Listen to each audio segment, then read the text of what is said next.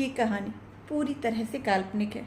इसका किसी भी व्यक्ति, स्थान या घटना से कोई संबंध नहीं है। ये कहानी सिर्फ और सिर्फ मनोरंजन और समाज में जागरूकता फैलाने के लिए बनाई गई है। शादी एक इश्क की शुरुआत का आज हम देख रहे हैं एपिसोड नंबर 30। इससे पहले के सारे एपिसोड्स मैंने प्लेलिस्ट में मेंशन कर दिए हैं, तो जिसने अभी तक नहीं सुने हैं पहले उनको सुन ले। तो चलिए शुरू करते हैं आज का ये नया एपिसोड। ध्रुव बेड पर सो रहा होता है, तभी उसे कुछ एहसास होता है। वो आंखें बंद करते ही अपने हाथ से श्रेष्ठा को खोजने की कोशिश करता है। पूरे बेड पर श्रेष्ठा नहीं थी। ये महसूस होते ही ध्रुव आंखें खोलता है और लाइट जलाकर टाइम देखता है, जहां रात के 2 बज रहे थे। ध्रुव जल्दी से बेड से उठकर दरवाजे की तरफ बढ़ जाता है। दरवाज़ा खुला हुआ था। ध्रुव श्रेष्ठा को ढूंढते ढूंढते गार्डन पहुंच जाता है। ध्रुव की नज़र सीधे बेंच पर बैठी श्रेष्ठा पर पड़ती है, जो एक फ्रेम को गले लगाए रो रही थी। ये देखकर ध्रुव जल्दी से श्रेष्ठा की तरफ दौड़कर जाता है और उसके पास बैठकर गले लगाकर व्हाट हैपेंड बेबी। श्रेष्ठा कोई जवाब नहीं देती, बस रोती रहती है। ध्रुव श्रेष्ठा के पकड़े फ्रेम को लेकर खुद देखता है। फ्रेम में श्रेया और श्रेष्ठा की फोटो थी, जिसमें दोनों हंस रही थी। ये सब देखकर ध्रुव श्रेष्ठा को देखता है, जो अब शांत हो चुकी थी। ध्रुव श्रेष्ठा को अलग करके उसके आंसुओं को पोंछता है। श्रेष्ठा ध्रुव के कंधे पर सिर रख के सामने देखते हुए कहती है, हर न्यू ईयर पर हम दोनों बहुत मस्ती करते थे। दी हमेशा मेरे लिए कुछ सरप्राइज गिफ्ट लाती थी। आई रियली मिस्ड हर। इतना बोलते ही श्रेष्ठा चुप हो जाती है। ध्रुव सामने देख अपने सीरियस वॉइस में कहता है, बेबी आई थिंक मैंने तुम्हारे साथ बहुत गलत किया। श्रेया गलत थी, वो मुझे मारने आई थी, इसीलिए मैंने उसे मार दिया। मुझे इस बात का कोई पछतावा नहीं है, बट मैं सिर्फ तुम्हारे लिए खुद को सरेंडर करने के लिए तैयार हूँ। मैंने श्रेया को मारा, इस बात का सबूत भी मेरे पास है। श्रेष्ठा सिर उठाकर ध्रुव को देखती है, जिसके फेस एक्सप्रेशंस बिल्कुल नॉर्मल थे। श्रेष्ठा ध्रुव से नजरें हटाकर उसकी बाजुओं को पकड़कर कहती है, ध्रुव आई नो दैट कि तुम गलत हो। तुमने मेरी दी को मारा, फिर भी मैं तुम्हारे साथ रहती हूँ। मैं तुमसे बहुत नफरत करती थी, तुम्हें मारने की कोशिश भी की। बोलते हुए श्रेष्ठा रुक जाती है। थोड़ी देर की खामोशी के बाद श्रेष्ठा एकदम से बोलती है, प्यार। प्यार कहने को तो बहुत छोटा सा शब्द है, लेकिन इसमें बहुत ताकत है। प्यार किया नहीं जाता, वो तो बस हो जाता है। कब होता है, किससे होता है, क्यों होता है, इस बात का अंदाज़ा तक हमें नहीं होता। जैसे मुझे नहीं हुआ और तुमसे प्यार हो गया, अपनी दी के मर्डरर से प्यार हो गया। श्रेष्ठा बेंच से उठकर खड़ी होकर ध्रुव के ऊपर बैठ जाती है। बेंच एक एक चेयर का बना था, जिसमें श्रेष्ठा अपने पैर ध्रुव के दोनों तरफ करके बैठ जाती है। ध्रुव बस श्रेष्ठा को देखते रहता है। श्रेष्ठा फ्रेम को देखकर सीने से लगाती है और ध्रुव के सीने से लगकर कहती है, दी शायद आप मुझे बहुत गलत समझें कि मैं आपके मर्डरर के साथ रहती हूँ, लेकिन मैं अब कुछ नहीं कर सकती। ध्रुव के साथ रहना अगर गलत है तो मुझे वो गलती करना मंजूर है। मेरी ज़िंदगी में अब ध्रुव की इम्पोर्टेंस बिल्कुल आपकी तरह है। फिर धीरे से ध्रुव के कान में कहती है, अगर तुम खुद को सरेंडर कर दोगे तो मैं भी खुद को सरेंडर कर दूंगी, इस जुर्म में कि मैंने भी अपनी दी को मारने में तुम्हारा साथ दिया है। Because I can't live without you Dhruv. Dhruv तो श्रेष्ठा की बात सुनकर दंग रह गया। कुछ देर बाद श्रेष्ठा वैसे ही सो जाती है। ध्रुव खड़ा होकर श्रेष्ठा के दोनों पैर अपनी कमर पर लपेटता है और उसके दोनों हाथों को अपनी गर्दन पर लपेटता है और उसे अच्छे से पकड़कर वहां से जाने लगता है। कमरे में पहुंचते ही ध्रुव श्रेष्ठा को अच्छे से बेड पर लिटाकर उसके हाथों से फ्रेम लेकर देखते हुए कहता है, चाहे जो भी हो, मेरी बेबी बहुत स्ट्रांग है और तुम बहुत वीक थी। तुम मेरी बेबी को मुझसे कभी नहीं छीन सकती। जब मेरी बेबी को तुम्हारी सच्चाई पता चलेगी, तब जितना नफरत मुझसे करती थी उससे भी ज़्यादा तुमसे नफरत करेगी। पर मैं सच्चाई कभी भी सामने नहीं आने दूंगा, बिकॉज शी लव्ड यू, जैसे मैं अपने रुद्र भाई से करता था। ध्रुव फ्रेम को साइड में रखकर श्रेष्ठा को बाहों में भरकर आंखें बंद कर लेता है। सुबह किचन में सभी मिलकर पकवान रेडी कर रहे थे। न्यू ईयर की खुशी में सबके होठों पर मुस्कान थी। रूमानी डाइनिंग टेबल को सेट कर रही थी, तभी वो अचानक दरवाजे की तरफ देखती है, जहां रूहानी खड़ी मुस्कुराते हुए उसे ही देख रही थी। उसे देखते ही रूहानी जोर से कहती है, दी। चिल्लाते हुए भागकर सीधे रूहानी के गले लग जाती है। रूमानी कसकर गले लगाकर कान में चिल्लाते हुए, व्हाट अ सरप्राइज दी, आप आ रही हैं, आपने ये पहले क्यों नहीं। रूहानी मुस्कुराते हुए जवाब देती है, बताती तो मेरी रूमा के चेहरे पर इतनी खुशी देखने को मिलती क्या। रूमानी रूहानी से अलग होकर उसे देखने लगती है। किचन में बिजी सभी बाहर आते हैं। रूहानी आगे बढ़कर मायावती के गले लग जाती है। आई रियली मिस्ड यू माँ। मायावती की आंखें नम हो जाती हैं, फिर भी मुस्कुराते हुए कहती हैं, कैसी है मेरी बच्ची? रूहानी मुस्कुराते हुए जवाब देती है, बहुत अच्छी। रूहानी मायावती से अलग होकर सबसे गले लगकर मिलती है। मायावती दरवाजे की तरफ देखते हुए कहती हैं, रूह, तंश नहीं आए? रूहानी ना में सिर हिलाकर, वो तंश मीटिंग के लिए ऑस्ट्रेलिया गया है तो मैं, वो इतना ही बोलती है कि बाहर से आवाज़ आती है, इसीलिए मैं भाभी के साथ आया हूँ। सबकी नज़रें दरवाजे की तरफ जाती हैं जहाँ वंशज अपने दोनों हाथ पैंट की पॉकेट में रखे हुए खड़ा था। उसे देखते ही रूमानी का मुंह बन जाता है, जो वंशज नोटिस कर लेता है। सभी अब अपने काम में लग जाते हैं। रूहानी अरुणी देवी और अमरजीत से मिलने के लिए चली जाती है। रूमानी फिर एक बार डाइनिंग टेबल को सेट करने में लग जाती है। वंशज डाइनिंग टेबल को देखकर हल्का हंसते हुए कहता है, बेचारी, जब भाभी थी तब तो महारानी की तरह बैठी रहती थी, अब पता चल रहा है ना कि काम किसे कहते हैं। रूमानी अपने हाथ एकदम से रोककर अपनी आंखें बंद करती है और वंशज को देखकर कहती है, अच्छा, तुम्हें बड़ा पता है कि मैं आराम करती थी। तुम्हारी नज़र तो हर वक्त मेरी जासूसी करने में ही लगी रहती है। तुम्हें ना बिजनेसमैन की जगह जासूस होना चाहिए था। वंशज अपने दिल पर हाथ रखकर, हाय, इतनी तारीफ आज तक किसी ने नहीं की, लेकिन सच कहूँ तो मुझे तुम्हारे मुंह से अपनी तारीफ सुनकर बिल्कुल भी खुशी नहीं हुई। रूमानी चिढ़ते हुए वहाँ से चली जाती है। वहीं किचन से विशाखा दोनों को देखकर मायावती से कहती हैं, लगता है ये दोनों फिर से शुरू हो गए। मायावती मुस्कुराते हुए कहती हैं, दोनों मिलते ही कुत्ते बिल्ली की तरह लड़ने लगते हैं। विशाखा हंसते हुए कहती हैं, अगर गलती से भी दोनों की शादी हो गई तो पता नहीं क्या होगा। ये सुनकर मायावती भी हंस पड़ती हैं। वंशज सीधे रूहान के कमरे में घुस जाता है जहां रूहान सौरा को अपने हाथों से सूप पिला रहा था।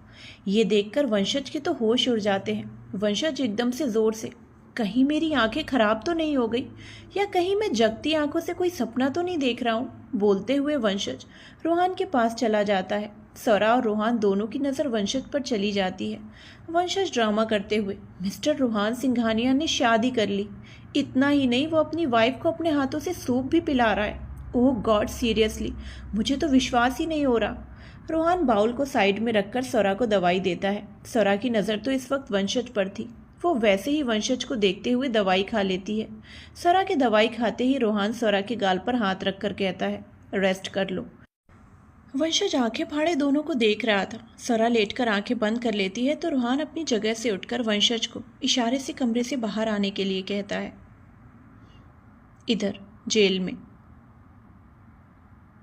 आदित्य चेयर पर बैठा सभी को अपनी डरावनी नज़रों से देख रहा था। उसकी नज़रों से निहाल राठी सहमे हुए दिख रहे थे। इसके सिवाय सब आदित्य के सामने ऐसे दिखा रहे थे जैसे उन्हें कोई फ़र्क ही न पड़ा हो। रुक्मणी आदित्य से, हमें झूठे केस में फंसाकर तुम क्या सोचते हो हम डर जाएंगे? बिल्कुल नहीं, हम तुमसे कभी नहीं डरेंगे। आदित्य उसकी बात को सुनकर कोई रिएक्ट नहीं करता। काफ़ी देर बाद आदित्य अपनी जगह से उठता है और वहाँ से बाहर निकल जाता है। निकलते वक्त आदित्य पुलिस को कुछ इंस्ट्रक्शंस दे देता है। वहीं दूसरी जेल में भैरव बिल्कुल पागलों की तरह सौरा के नाम को पुकारे जा रहा था, क्योंकि अभी तक उसे किसी ने भी सौरा की कंडीशन के बारे में नहीं बताया था।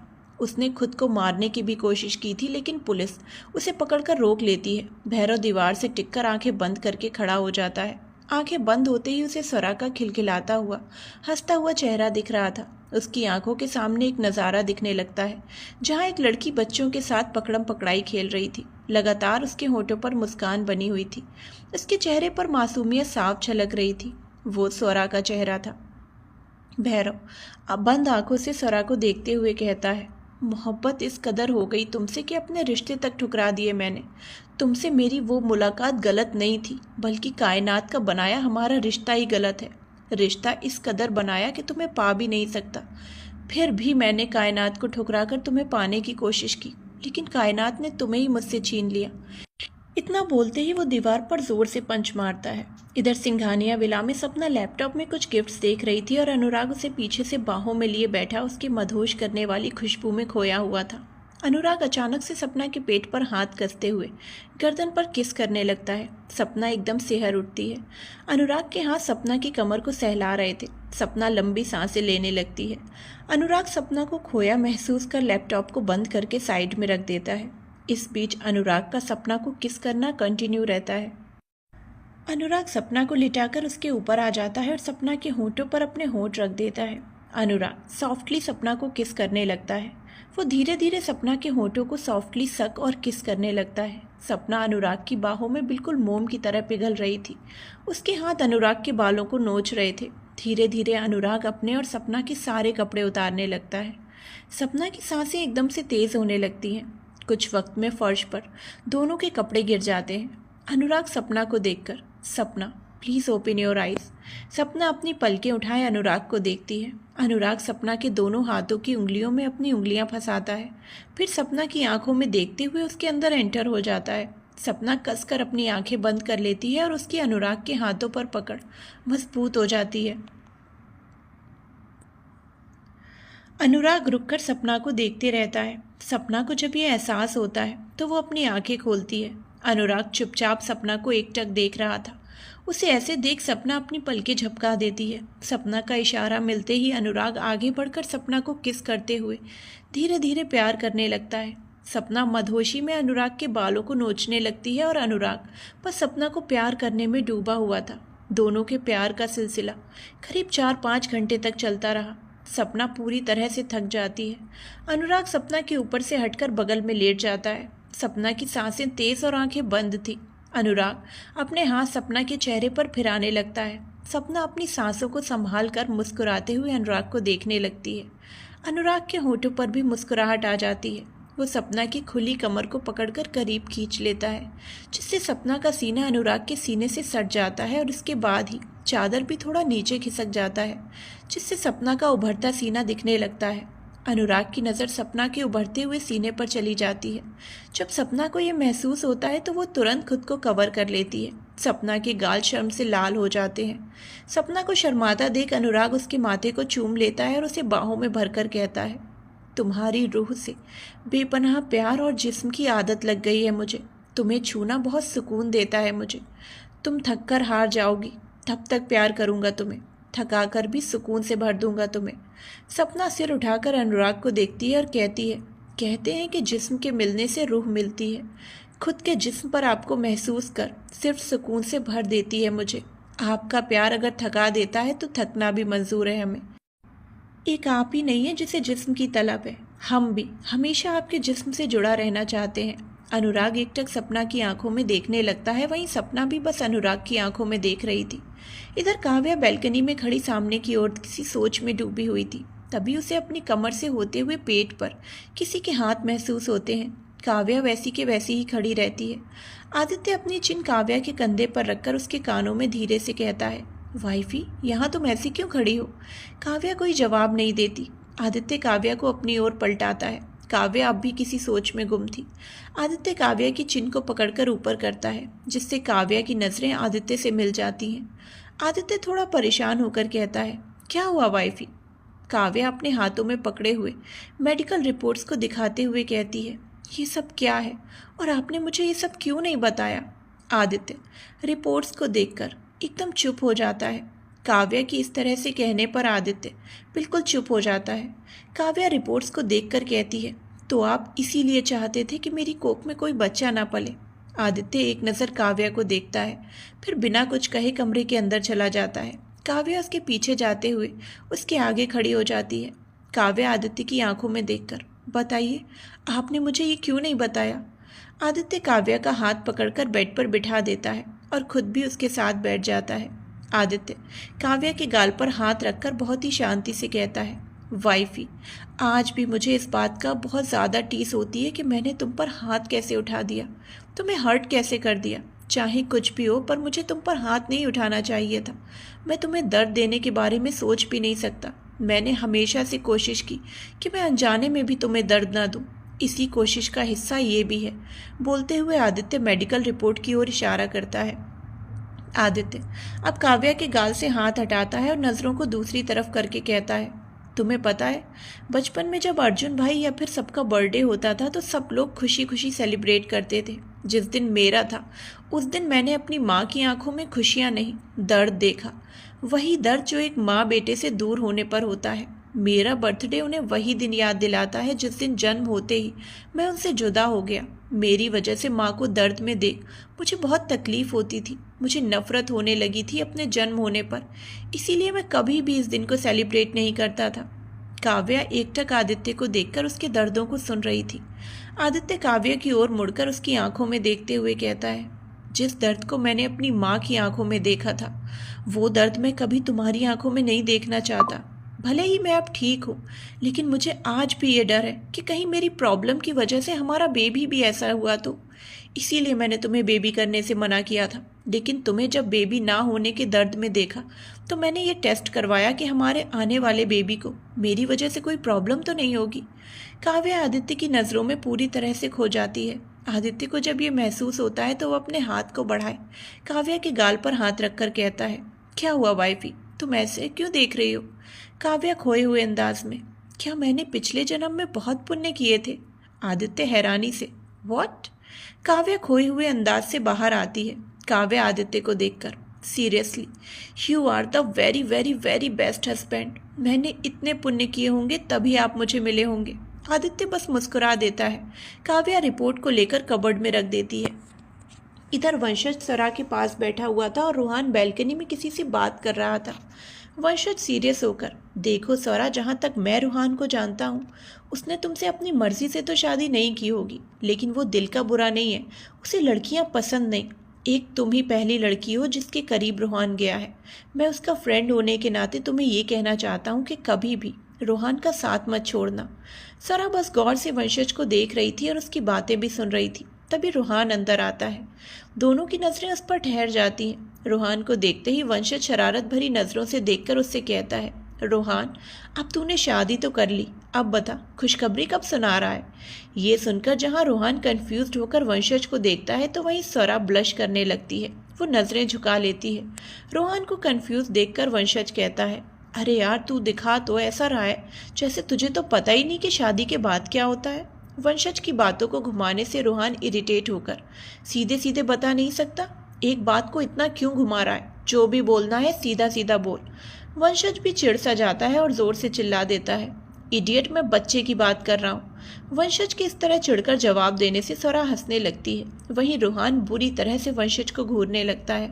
रूहान जल्दी से वंशज की तरफ बढ़ने लगता है। वंशज बेड से खड़ा होकर, अरे हाँ, मुझे एक काम याद आ गया, बोलते हुए वंशज भाग जाता है। वहीं सरा अब जोर जोर से हंसने लगती है। रूहान की नज़र अब सरा पर चली जाती है। सरा की हंसी देख रूहान उसी में खो सा जाता है। रात के वक्त मायावती हॉल में इधर उधर घूमते हुए बस दरवाजे की ओर ही देख रही थी।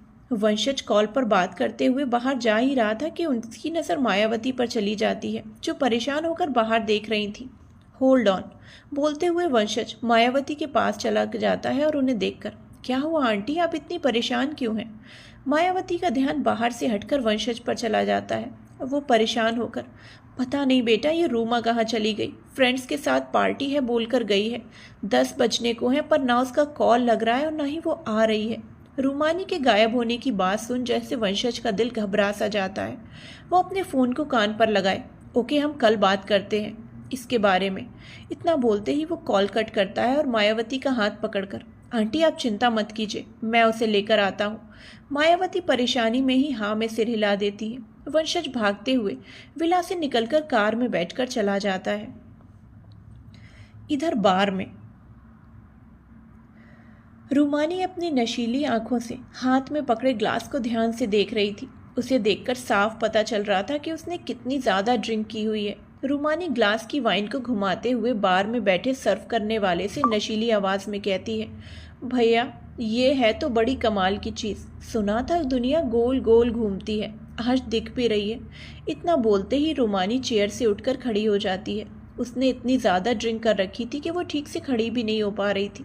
रूमानी अपने कदम बढ़ाते हुए आगे बढ़ने लगती है। उसके पैर लड़खड़ा रहे थे। वो लड़खड़ाते हुए चली रही थी कि एकदम से उसका बैलेंस बिगड़ जाता है। वो गिरने वाली होती है कि 2 मजबूत हाथ उसकी कमर से होकर पकड़ लेते हैं। रूमानी उसे देखकर बुरा सा मुंह बना लेती है।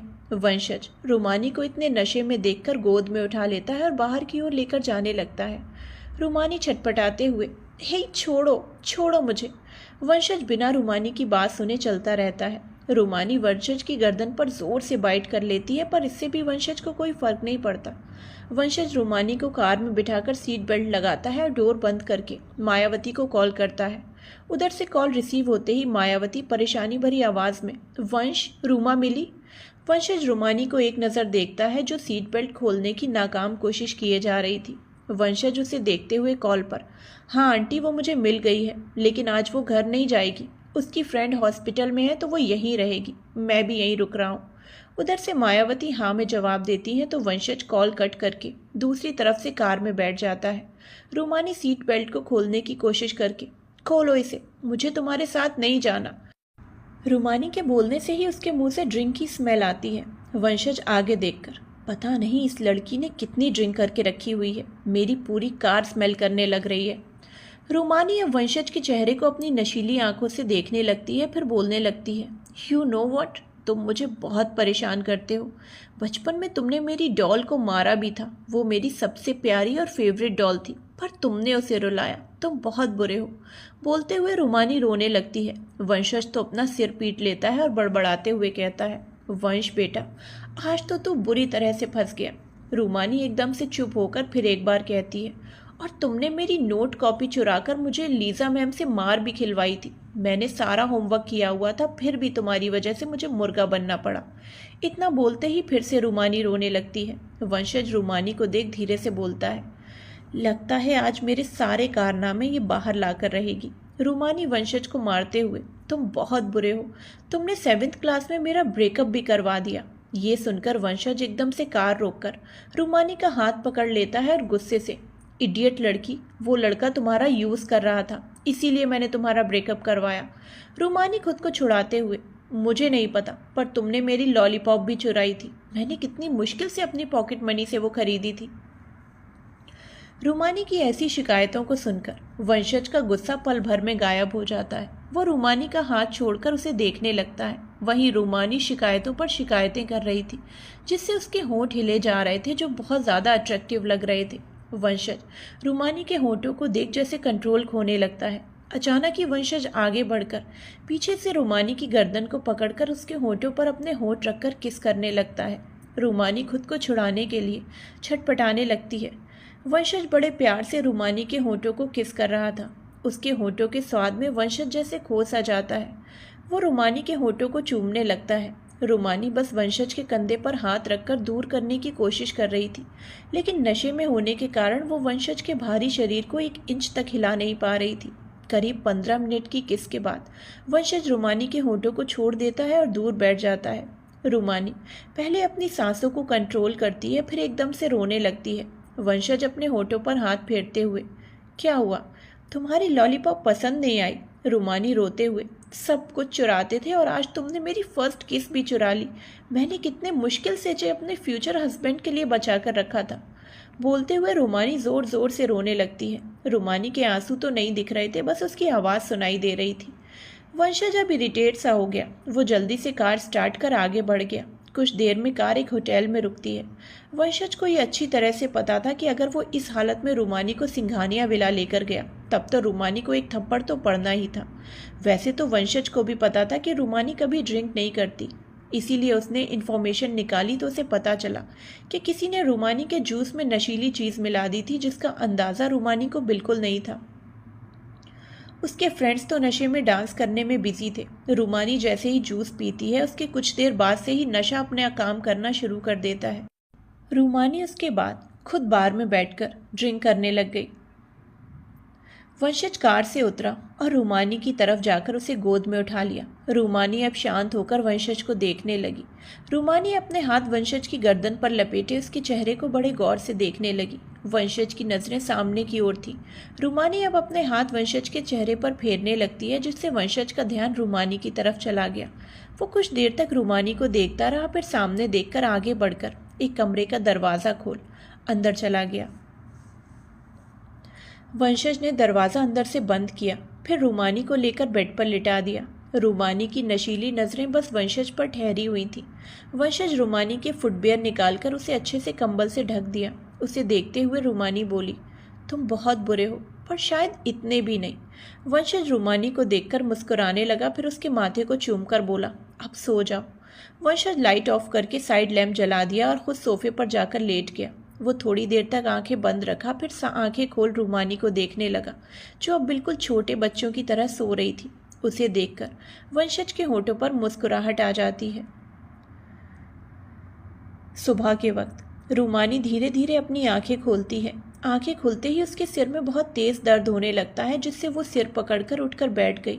रूमानी अपने सिर को दबाते हुए खुद से बोली, हाय मेरा सिर इतना क्यों फटा जा रहा है।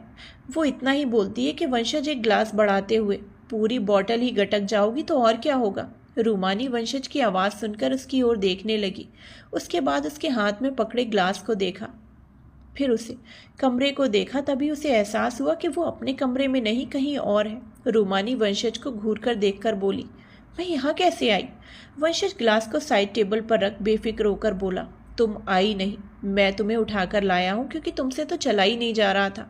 रूमानी अपने दिमाग में जोर देते हुए खुद में बड़बड़ाने लगी, मैं तो होटल में बैठकर जूस पी रही थी, उसके बाद क्या हुआ मुझे याद क्यों नहीं आ रहा। दिमाग पर ज़्यादा जोर देने से रूमानी के सिर में तेज़ दर्द होने लगा।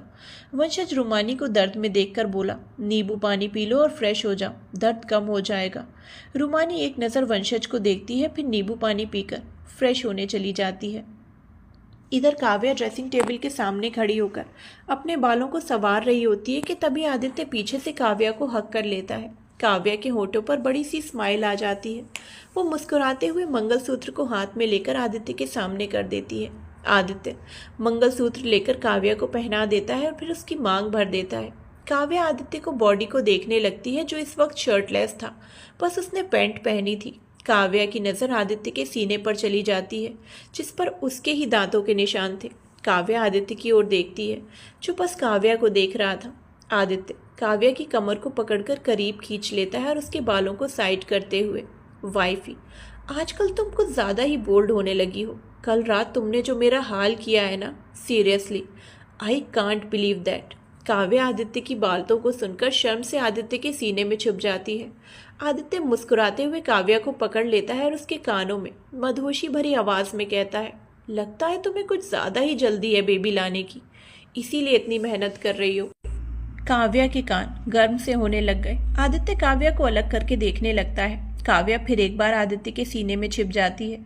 आदित्य और काव्या शांति से गले लगे रहते हैं। तभी उन्हें प्रियंश की आवाज़ सुनाई देती है, आई थिंक मैं गलत टाइम पर आ गया।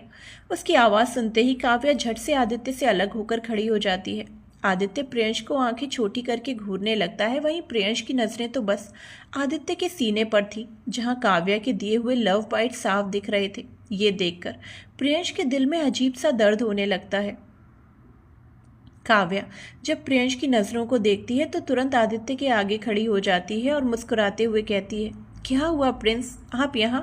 काव्या के ऐसे खड़े हो जाने पर प्रियंश की नज़र काव्या पर चली जाती है। काव्या की मुस्कुराहट देख प्रियंश का दिल जैसे दर्द भूल सा जाता है और वो भी होठों पर मुस्कुराहट लिए कहता है, वो हम लोग आज घर जा रहे हैं तो सोचा दोनों से मिल लूँ। काव्या कुछ बोलती उससे पहले ही उसे बाहर से श्रेष्ठा के बुलाने की आवाज़ आती है। काव्या आगे बढ़कर प्रियंश के पास जाती है और एक नज़र आदित्य को देख प्रियंश से कहती है, अपना ख्याल रखिएगा। प्रियंश मुस्कुराते हुए हाँ में सिर हिला देता है।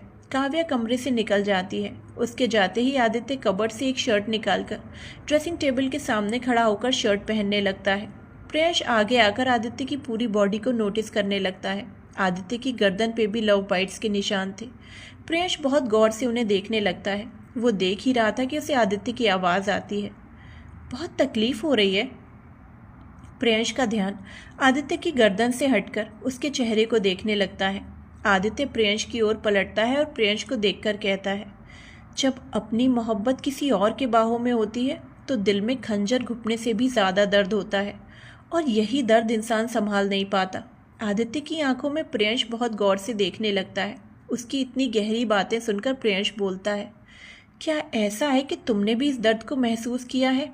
आई मीन, कहीं ऐसा तो नहीं कि तुम भी एक तरफा मोहब्बत से गुजर चुके हो? ये सुनकर आदित्य थोड़ा मुस्कुराता है और प्रियंश को जवाब देता है, नहीं, ऐसा मेरे साथ कुछ नहीं हुआ। मेरा पहला और आखिरी प्यार सिर्फ मेरी वाइफ ही है, जो प्यार होने से पहले ही मेरी बन गई थी। पर फिर भी मैंने ये दर्द देखा भी है और महसूस भी किया है, क्योंकि उस दर्द को महसूस करने वाले मेरे।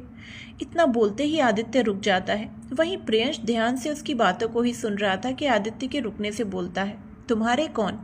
आदित्य कुछ देर तक प्रियंश को देखता रहा, फिर अपने फ़ोन को हाथ में लेकर, मुझे इम्पॉर्टेंट कॉल करना था। आदित्य फ़ोन पर देखते हुए बैल्कनी की ओर बढ़ने लगा। तभी जैसे कुछ याद आता है और वो रुककर बिना मुड़े कहता है, हो सके तो वाइफी को भूलने की कोशिश करना।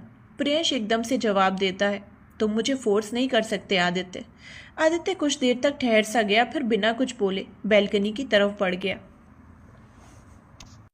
सिंघानिया विला में रूहान स्वरा को गोद में लिए बैठा हुआ था। स्वरा बस गार्डन की खूबसूरती को देख रही थी, वहीं रूहान अपने फ़ोन में बिजी था। अचानक स्वरा की नज़र रूहान के हैंडसम फेस पर चली जाती है। स्वरा अपने हाथ रूहान के इर्द गिर्द लपेटकर उसके चेहरे को बड़े गौर से देखने लगती है। कुछ ही देर में उसका ध्यान रूहान की आवाज़ से टूटता है। अगर मुझे ही देखना था तो कमरे में ही देख लेती, गार्डन में आने की जिद क्यों की? इतना बोलते ही रूहान स्वरा को देखने लगता है। स्वरा रूहान की आंखों में देखते हुए, आई थिंक मुझे कुछ हो रहा है। रूहान सवालिया नज़रों से उसे देखने लगता है। स्वरा रूहान की आंखों में गहराई से देखते हुए, एक अजीब सा एहसास, तुम्हारे साथ रहना, तुमसे बातें करना, तुम्हें देखना बहुत सुकून देता है मुझे। पता नहीं क्यों, लेकिन ऐसा लग रहा है अगर तुम ना रहे तो शायद मैं भी कभी नहीं जी पाऊंगी। एक जिंदगी बन गए हो तुम मेरे लिए। रूहान स्वरा की बातों को सुनकर खुद भी बहुत गहराई से उसकी आंखों को देखने लगता है। फिर अचानक ही वो स्वरा से नजरें हटा लेता है। स्वरा तुरंत उसके गले लग जाती है और धीरे से उसके कान में कहती है, मिस्टर हैंडसम, मुझे कमरे में जाना है। रूहान स्वरा को गोद में उठाकर गार्डन से चला जाता है। इधर अमरजीत और मायावती कार रोककर एक घर की ओर जाने लगते हैं। वो घर छोटा था। मायावती इधर से उधर नजरें घुमाए चारों ओर देखने लगती हैं। मायावती के कान में बच्चों के खिलखिलाते हुए हंसने की आवाज़ गूंजने लगती है। चलते चलते दोनों घर के अंदर चले जाते हैं। घर में एक छोटा सा हॉल था, एक किचन और 3 कमरे। मायावती ये सब देखकर आंखों में नमी सी आ जाती है। अमरजीत मायावती के हाथ को पकड़ लेता है। मायावती उसे देखने लगती है। तभी एक बूढ़ी औरत बाहर आती है। उसकी नज़रें जैसे ही मायावती पर पड़ती हैं, उनकी आंखों से आंसू बहने लगते हैं। वहीं मायावती जब उनको देखती हैं तो जल्दी से उनकी ओर बढ़कर माँ बोलते हुए, रोते हुए उनके गले लग जाती हैं। दोनों की आंखों से आंसू झरने की तरह बह रहे थे। वो दोनों एक दूसरे से लिपटे हुए थे। अमरजीत बस वहाँ खड़ा होकर दोनों को देख रहा था। मायावती की माँ दिवांगी मायावती से अलग होकर चेहरे को अपने हाथों में थामकर कहती है, मेरी बच्ची कैसी है तू? मायावती बस हाँ में सिर हिला देती है। दिवांगी की नज़र अब अमरजीत पर पड़ती है तो वो जल्दी से उसकी ओर बढ़कर घुटनों पर बैठ जाती है। ये देखकर अमरजीत जल्दी से उन्हें खड़ा करके, आप ये क्या कर रही हैं? माँ की जगह वहाँ नहीं है, बल्कि हमारी जगह आपके कदमों में होना चाहिए। बोलते हुए अमरजीत दिवांगी के पैर छूने के लिए झुकता है, लेकिन उससे पहले ही दिवांगी पीछे हटकर कहती है, नहीं नहीं छोटे साहब, आपने हमारी बेटी को बचाया, उसे अपनाया, यही हमारे लिए बहुत बड़ी बात है। आप ऐसे हमारे कदमों को मत चुकिए। अमरजीत खड़े होकर दिवांगी की ओर बढ़कर कहता है, आज आपके छोटे साहब नहीं, आपका दामाद आया है और एक दामाद को अपनी सास के पैर छूकर उनसे आशीर्वाद लेने से आप नहीं रोक सकती। बोलते हुए अमरजीत दिवांगी के पैर छूता है। उनके ये करते ही दिवांगी की आंखें बंद हो जाती हैं। उनके हाथ कांप रहे थे। वो जैसे ही कांपते हाथों से अमरजीत को आशीर्वाद देती हैं। अमरजीत खड़ा हो जाता है। मायावती की नज़र दीवार पर टंगी तस्वीरों पर चली जाती है, जहाँ एक लड़की की तस्वीर थी और उस पर फूल की माला लगी हुई थी। ये देखकर मायावती थोड़ी हैरान सी रह जाती है। उसके मुंह से एकाएक निकलता है, काया। दिवांगी और अमरजीत की नज़र भी उस ओर चली जाती है। मायावती उस ओर जाकर तस्वीर को छूती है, फिर दिवांगी की ओर देखकर कहती है, माँ ये सब कब हुआ? दिवांगी की आंखें फिर एक बार नम हो जाती हैं। वो रोते हुए कहती हैं, जब तुम्हें यहाँ से बचाकर लेकर गए तो बड़े साहब काया को ज़बरदस्ती उठा ले गए। उस पागल ने काया के साथ ज़बरदस्ती शादी की। कुछ महीने में ही काया प्रेग्नेंट हुई और बच्चे को जन्म देते वक्त ही चल बसी। ये सुनकर मायावती बिल्कुल चिल्लाते हुए कहती है, लेकिन माँ, काया तो बस 16 साल की थी। ये सुनकर दिवांगी और ज़ोर ज़ोर से रोने लगती है। मायावती भी अब जैसे दर्द को संभाल नहीं पाती और धम से घुटनों के बल गिर जाती हैं। अमरजीत जल्दी से जाकर मायावती को उठाकर गले लगा लेते हैं। मायावती रोते हुए कहती हैं, अमर, काया छोटी बच्ची थी, वो लोग इतने बेरहम कैसे हो सकते हैं? उनकी दरिंदगी की तो हद ही नहीं है। मायावती फिर खुद में बड़बड़ाते हुए कहती है, ये सब कुछ मेरी वजह से हुआ है। अगर मैं यहाँ से नहीं जाती तो काया के साथ कभी ऐसा नहीं होता। सब मेरी गलती है। मायावती बस उसी बात को बड़बड़ाए जा रही थी। अमरजीत मायावती से अलग होकर जोर से चिल्लाता है, माया। अमरजीत के ऐसे चिल्लाने से मायावती एकदम से होश में आती हैं और ज़ोर ज़ोर से रोने लगती हैं। वहीं दिवांगी का भी रो रो कर बुरा हाल हो जाता है। तभी बाहर से आदमी आते हैं। वो जैसे ही अंदर मायावती को रोते हुए देखते हैं, एकदम से कहते हैं, मेरी बच्ची। आवाज़ सुनते ही मायावती दौड़कर जाते हुए उनके गले लग जाती है और सिसकते हुए कहती है, बाबा ये सब क्या हो गया? मायावती के पापा देवांश मायावती के सिर को सहलाते हुए, जो होना था वो हो गया मेरी बच्ची, अब आप ऐसे मत रोइए। आपको पता है ना कि आपकी आंखों में आंसू हमें बिल्कुल पसंद नहीं। मायावती थोड़ी शांत होकर देवांश से अलग होती हैं और देवांश दिवांगी को भी शांत करवाते हैं। अमरजीत देवांश के पास आकर उनके पैर छूते हैं तो देवांश भी उन्हें आशीर्वाद दे देते हैं, क्योंकि उन्हें भी ये पता था कि अमरजीत बचपन से ही बहुत ज़िद्दी हैं, जो करना चाहते हैं वो करके रहते हैं। ग्रीन पैलेस में काव्या खुद को ऊपर से नीचे देखते हुए, ये आपने मुझे क्या पहना दिया? काव्या ने इस वक्त ब्लैक टॉप और ब्लैक जीन्स के साथ ऊपर एक ब्लैक जैकेट पहनी हुई थी। वहीं आदित्य ने भी black T shirt, black jeans और ब्लैक जैकेट पहन रखा था। आदित्य काव्या की ओर बढ़कर उसके माथे को चूम लेता है। आदित्य काव्या के हाथ को पकड़कर बाहर जाते हुए कहता है, तुम्हारे साथ एक स्पेशल मोमेंट जीने का मन कर रहा है, तो बस इसीलिए ये पहनना ज़रूरी था। काव्या अजीब नज़रों से खुद को देखने लगती है। ऐसा नहीं था कि काव्या ने कभी ऐसे कपड़े नहीं पहने थे, लेकिन शादी के बाद आज पहली बार काव्या ऐसे कपड़े पहन रही, जिससे उसे बहुत अजीब लग रहा था। आदित्य काव्या को लेकर नीचे बेसमेंट में जाता है। काव्या हैरानी से देखने लगती है। बेसमेंट में जैसे बाइक बिक रही हो, इस तरह से अलग अलग मॉडल्स की बाइक रखी हुई थी। काव्या आगे बढ़ते हुए बाइक्स को छूने लगती है। काव्या को पहले से ही बाइक चलाना बहुत पसंद था। वो भी बिल्कुल इसी तरह से बाइक को कलेक्ट करके रखा करती थी। इकलौती बेटी होने की वजह से विश्वनाथ ने कभी भी काव्या को किसी चीज़ के लिए मना नहीं किया था। विश्वनाथ हमेशा काव्या की ख्वाहिशों को बोलने से पहले ही पूरा किया करते थे। काव्या सारी बाइक्स को देख रही थी, वहीं आदित्य खड़ा होकर मुस्कुराते हुए उसे ही देख रहा था। काव्या की नज़र एक बाइक पर जाकर ठहर जाती है। वो जल्दी से उसे और इशारा करते हुए कहती है, मिस्टर हस्बैंड, मुझे वो वाली पसंद है। आदित्य ने उस बाइक की ओर देखा, फिर हाँ में सिर हिलाकर उसकी ओर बढ़ गया। ग्रीन पैलेस के बाहर आदित्य बाइक पर बैठा हुआ था। काव्या बस उसे देख रही थी। आदित्य काव्या को देखकर, क्या हुआ, बैठो। काव्या जल्दी से ना में सिर हिलाती है और छोटे बच्चों जैसे मुंह बनाकर कहती है, मैं चलाऊंगी। काव्या की इस हरकत से आदित्य मुस्कुराने लगता है, फिर खुद पीछे होने लगता है। आदित्य के पीछे होते ही काव्या खुश होकर आगे बैठ जाती है। काव्या बाइक स्टार्ट करती है। आदित्य काव्या को पकड़ लेता है। उसके साथ ही काव्या बाइक की स्पीड बढ़ाए चली जाती है।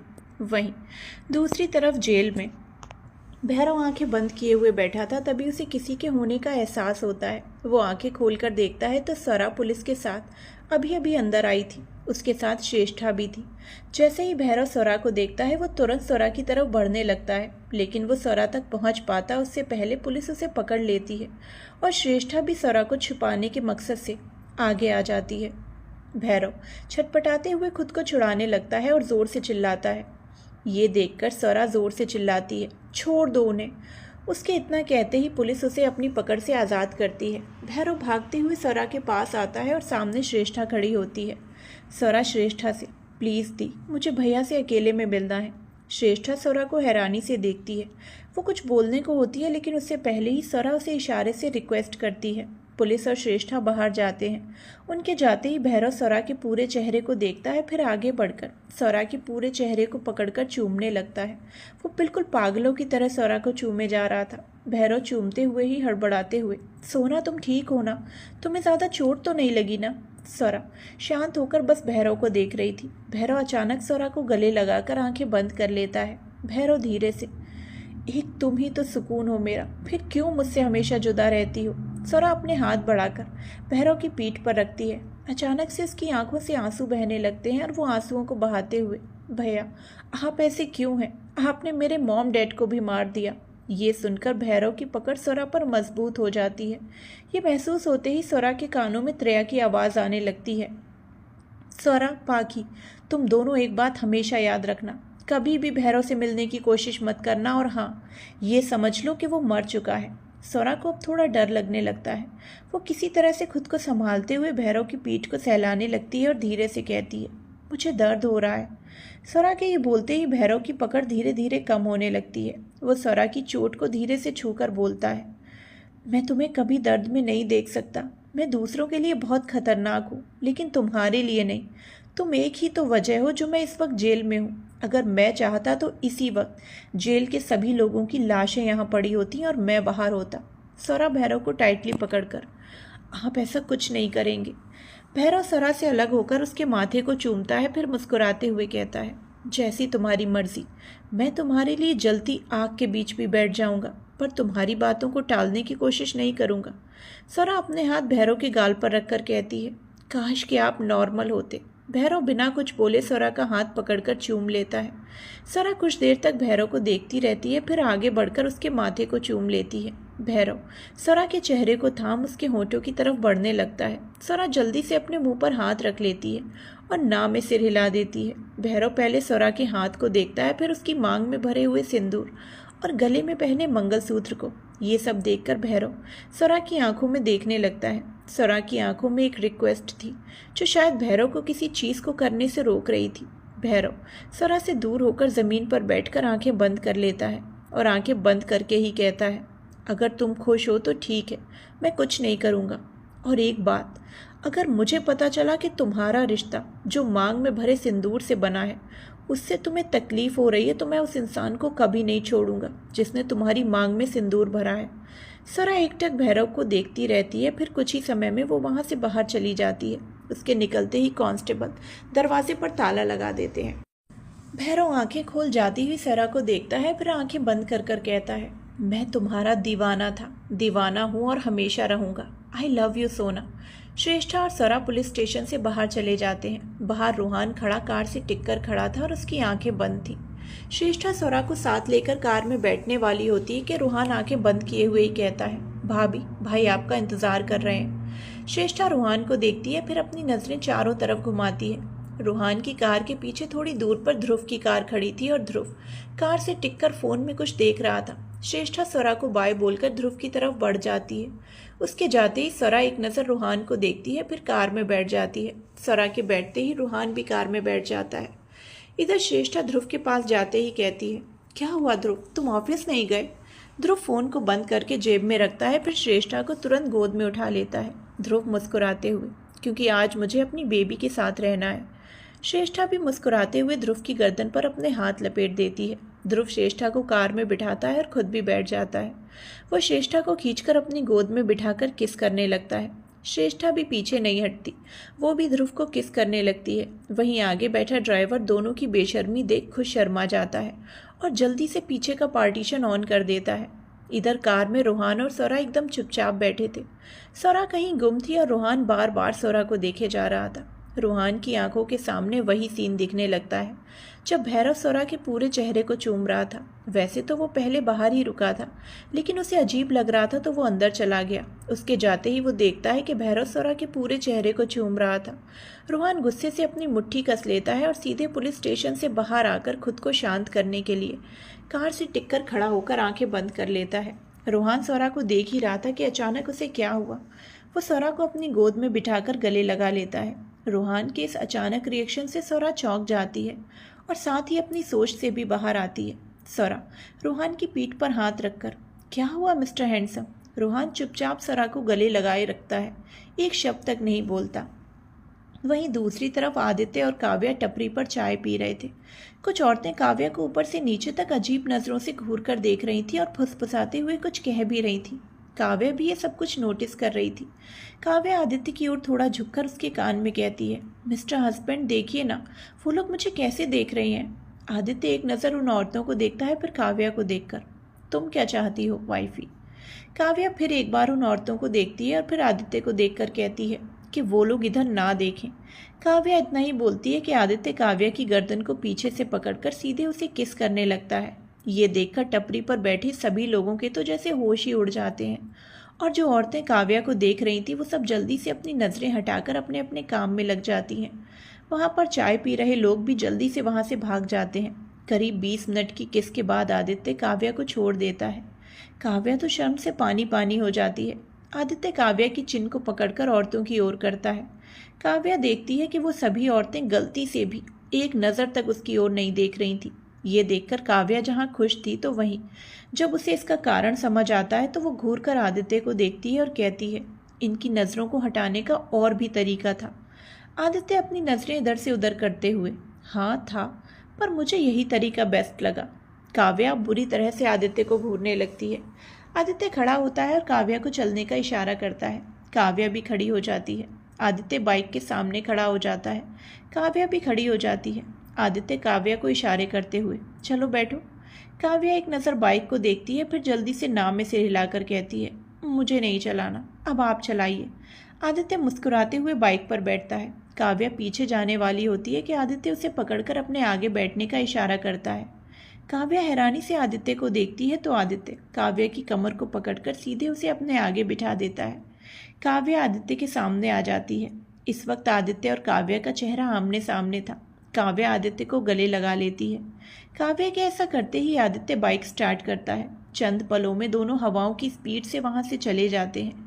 बाइक राइडिंग करके दोनों बहुत सी जगह घूमते हैं। कई जगह रुककर खाली खालीपन में दोनों खुद को महसूस करते कई सारी बातें करते हैं। आज का दिन जैसे दोनों के लिए खुशियों से भरा हुआ था। पूरे पल को जीने के बाद आदित्य और काव्या रात को पहुंचते हैं। आदित्य काव्या को उठाकर कमरे में ले जाकर एक ड्रेस पहनने को कहता है। काव्या थोड़ी कंफ्यूज्ड होकर ड्रेस को देखने लगती है। आदित्य काव्या को देखकर, मैंने तुम्हारे लिए बहुत प्यार से ले लिया है, एक बार पहनकर दिखाओ ना। काव्या एक नज़र आदित्य को देखती है, फिर ड्रेस लेकर वॉशरूम चली जाती है। कुछ देर में काव्या ड्रेस पहनकर आती है। रेड कलर का ड्रेस जो कि काव्या के घुटनों के ऊपर था। उसके ऊपर से एक नेट की फुल लेंथ की कोट थी, लेकिन वो काव्या के पैरों को ढक नहीं पा रही थी। रेड कलर की ड्रेस काव्या पर बहुत ज़्यादा जच रही थी। आदित्य तो काव्या की खूबसूरती में जैसे कहीं खो सा गया। खोए हुए ही काव्या की ओर बढ़कर उसे झट से गोद में उठा लेता है और उसकी आंखों में देखते हुए कहता है, किस्मत ने हीरे से भी कीमती चीज़ मुझे देकर मुझ पर मेहरबान किया है। शायद ये कीमत मैं कभी ना चुका पाऊँ। काव्या मुस्कुराते हुए आदित्य को देखने लगती है। आदित्य काव्या को गोद में लिए कमरे से बाहर निकल जाता है और थोड़ी दूरी पर पहुंचकर उसी कमरे में रुक जाता है जहां आदित्य ने काव्या और अपनी पहली मुलाकात की तस्वीर रखी हुई थी। इस बीच आदित्य और काव्या की नज़र बस अपनी आंखों में थी। आदित्य काव्या को गोद से नीचे उतारकर खड़ा करता है। काव्या दरवाजे को देखती है जिस पर बहुत ही परफेक्ट तरीके से वेलकम माई लव लिखा हुआ था। काव्या अपने हाथ बढ़ाकर दरवाज़ा खोलती है। वो थोड़ा आगे बढ़ती है। उसके आगे बढ़ते ही काव्या के ऊपर गुलाब की पंखुड़ियाँ गिरती हैं। फिर अचानक कमरे की सारी लाइट्स ऑन हो जाती हैं। सामने देखकर काव्या हैरान रह जाती है। तभी घड़ी की टिंग टिंग करके आवाज़ सुनाई देती है। आदित्य काव्या को पीछे से हक कर उसके कान में बहुत ही मधुशी भरी आवाज़ में कहता है, हैप्पी बर्थडे वाइफी।